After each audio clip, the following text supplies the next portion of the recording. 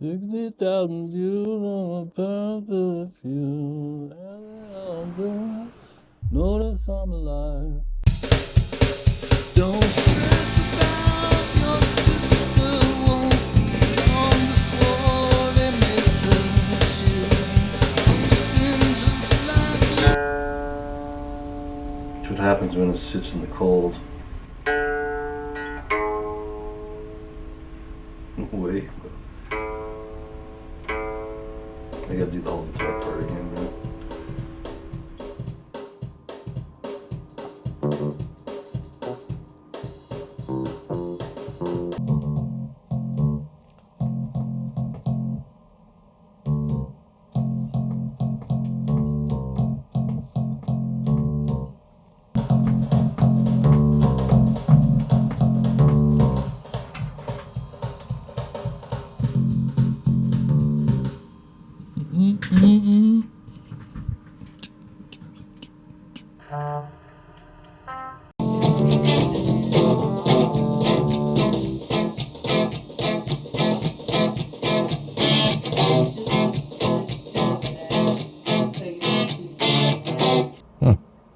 That didn't record.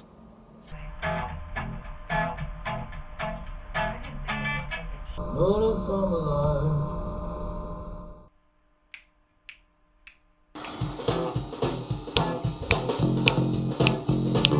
60,000 views on my trailer with you. Ask me how I'm doing. Notice I'm alive. Faster?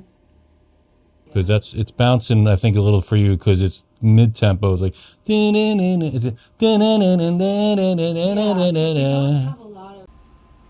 Oh, that's really fast. Wow, that's really fast.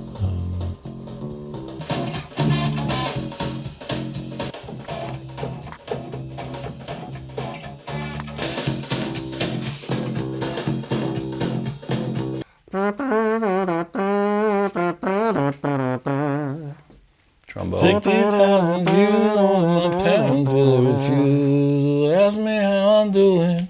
Oh, notice I'm alive. It's been that sweet. 60,000 views on my pen. Isn't even 12. Gets all the attention. I'm a half-sister dimension, so I'll keep my camera rolling. It's a way that I'll go viral. Keep my camera rolling.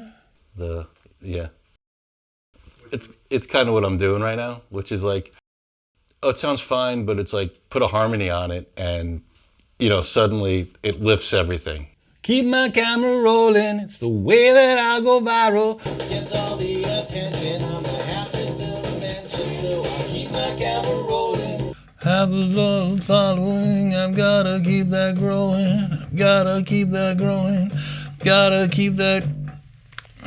Throughout the musical, there are moments where the green light goes on, and this is a story that's associated with the recording that she finds versus other songs that are, or other songs that happen in the context of the story for the sake of the musical story.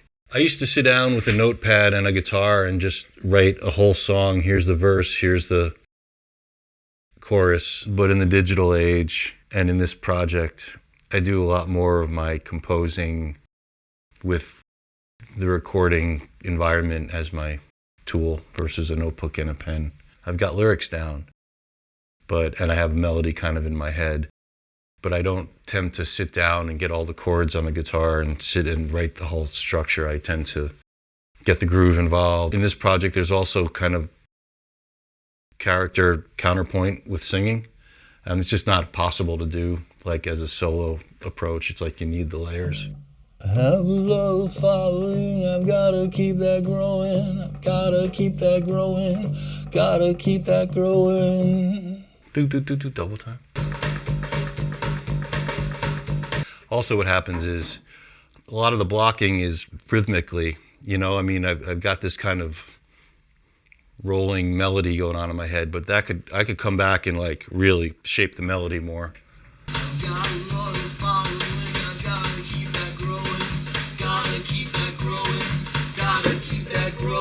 The timbre of my voice is a little different there. Keep my camera Oh, the guitar. I need a different guitar there.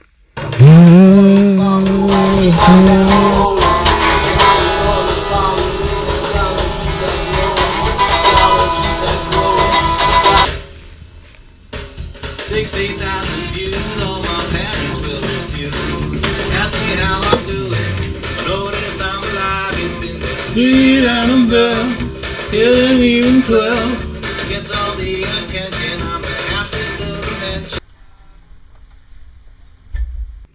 Don't stress about your sister, they'll be treating her like you to make herself feel wanted when she isn't so damn cute. That might be true, but Jared, you better. That might be true, but Jared. THE and beer and wine are services that I provide. Ask your stepmom and your dad how they make it through the day. Provide a public service, I provide a public service. And then, see, he brings his counterpoint in earlier, so that's cool. So let me try.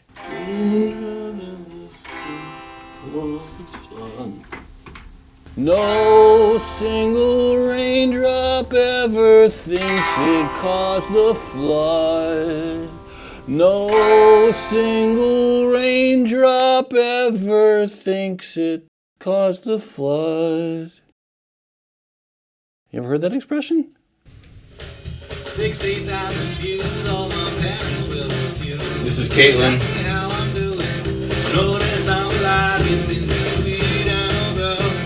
Isn't even 12. And then Amalia.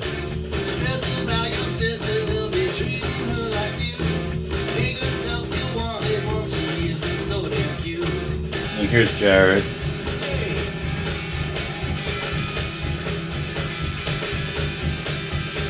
Brother is a pusher, he's the one who causes harm. You ever heard that expression? See what's happening there? Yeah. There were a couple of songs I had written with the intention to put it to a story, which I was starting. A few of those songs, New York Behind, Young Enough, we've adapted to this story. So those are lyrics I sat and wrote. Someone Else's Shoes, the second song in the show, was adapted from her dialogue. So she wrote dialogue. I took the dialogue and formatted it for song as lyric. That's what I've done with this one too. It's really quite a fascinating exercise. There's so much rhythm in spoken language, and you're looking for that. And so you might structure a sentence this way, but you see there's rhyme there. So you might choose to make that a line and then make that a line. Who takes what and how does it relate, and is what she's saying relating to what he's saying? And you know, if the dialogue's good, the song's gonna work, you know? So she wrote good dialogue. We're establishing the four friend characters, the kind of the secondary tier. It's an opportunity for backstory, so it's an opportunity to be up. It's not an emotional moment. It's more of a we're meeting them kind of moment. I'm very much writing for characters, and I'm very much not writing for myself right now. All those songs from the 90s I wrote were therapeutic, were coming from Paul Siegel. My dad was a commercial artist. That's what he called himself. He was a commercial artist. He did watercolors. I don't have any here. He was a painter, but his day job was a commercial artist. He would design books and, you know, typography and layout and stuff like that. I think that's probably akin to what this is for me. It's very different than writing as a, you know, singer-songwriter. Somebody who can present some ideas out there as one person sitting on a stool telling a story to an audience. All this needs context. They stand alone as well, because I think anything good could. I wouldn't perform probably any of these songs like this one I'm writing without a context, or without saying, here are 4 songs from the show that I'm producing or whatever like that. They're very different. I don't know that this process makes me think differently about music. So in my synopsis, this is what I wrote.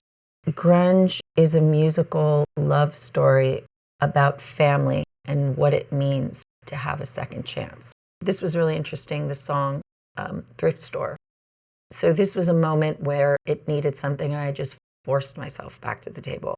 Thrift Shop was get to know these characters, and I gave some dialogue and Paul found rhythm in it. It was a jukebox musical at first, so it was a jukebox musical of an unknown album. I found a lot of the characters through the songs and their personality through the narrative songwriting that Paul did.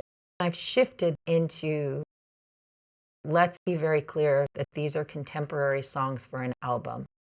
To try not to backwards engineer too much because it gets lost. It's not moving the plot forward.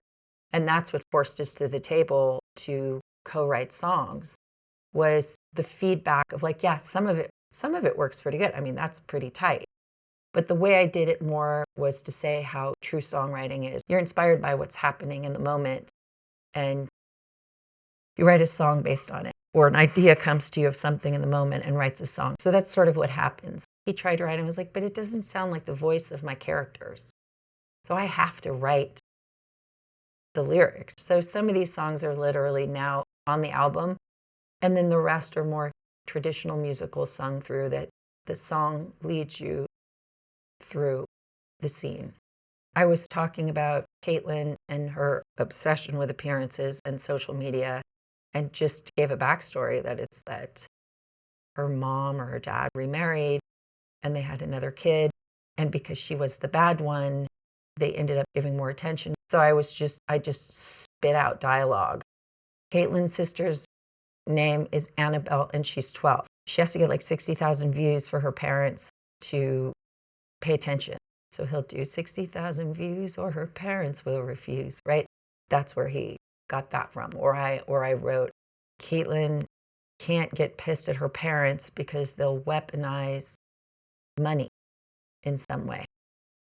You know, well, you have your room because, you know, we pay for this room. Finding the only power that they feel that they have, which is that they buy food or that they pay for things. So she doesn't have anywhere to get her anger, her feelings out on.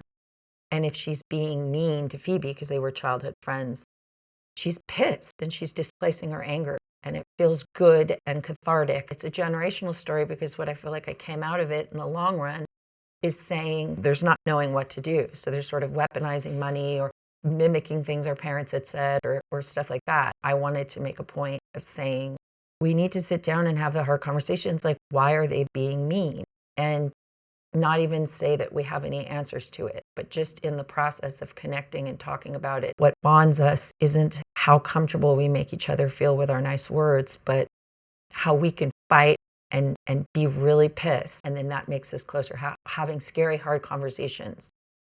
When Paul and I were, collaborating, we still collaborate as very busy people who aren't artists in residency. You got the dishes, I got the groceries. You get the kid and drop them off, I'm going to go over to my mother.